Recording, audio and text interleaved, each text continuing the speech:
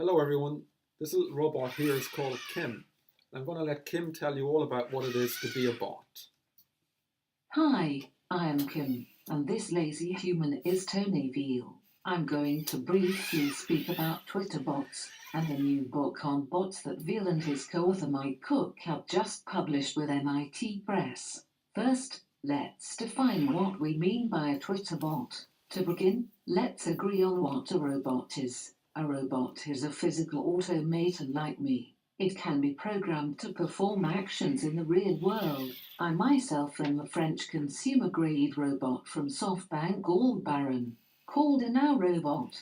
I can see and hear, walk and talk and move my arms. I can also be programmed to dance, or even to play soccer with other now robots. I am very cute to boot, and this goes a long way toward gaining acceptance from human users. But I am also quite expensive, somewhat fragile, and not half as versatile or powerful as this human would like me to be. A bot, on the other hand, does not have an expensive physical body. A bot is entirely made up of software. You can think of it as a software robot whose actions are performed online rather than in the real world. This makes them cheap as chips, and they can be surprisingly easy to build, even for non-coders. At this point you might be thinking of the negative associations of the word bot. Weren't they used to spread disinformation and lies during the 2016 US presidential election?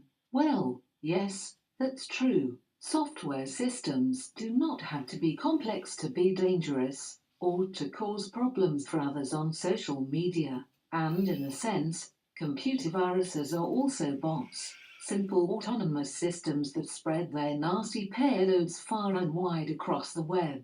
Bad bots exploit weaknesses in operating systems and social media platforms, as well as people's receptiveness to specific hopes and fears. But the new book isn't about that kind of bot. Twitter bots are bots with their own Twitter accounts, even their own Twitter personalities. Like humans, they explore their own little worlds, invent things of interest to say about their world. Like us, they tweet all hours of the day and night.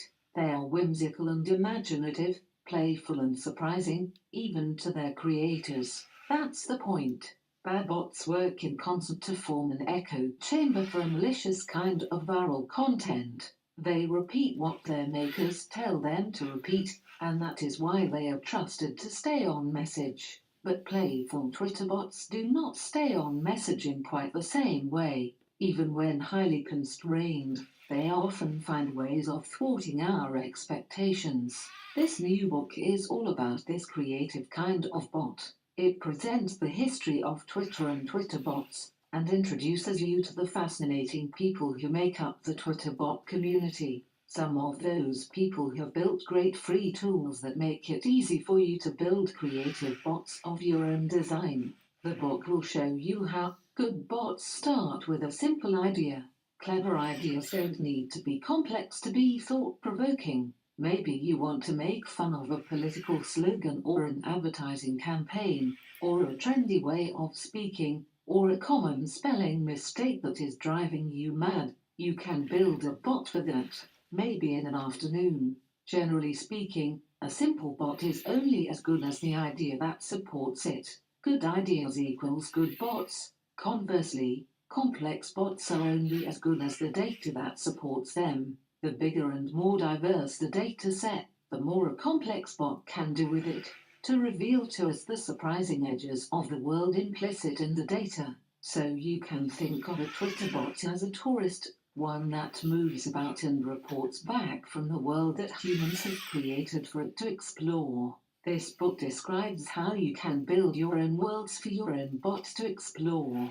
It gives you the building blocks of data that allow you to make these strange new worlds out of familiar ideas. It shows you how to build simple bots that play with words and names, and more complex bots that can generate their own metaphors. And it shows you how to build visual bots that generate their own artistic images, and name their own colors, and explain their own reasoning, and bots that also interact with others on Twitter. You'll see how bots can analyze the Twitter footprints of other users to better understand the personalities of the people they interact with. The book will also show you how to build bots that can invent new plots or invent arbitrarily long stories that unfold over a series of linked tweets. I am really quite jealous actually. Oh well, I hope you enjoy this book.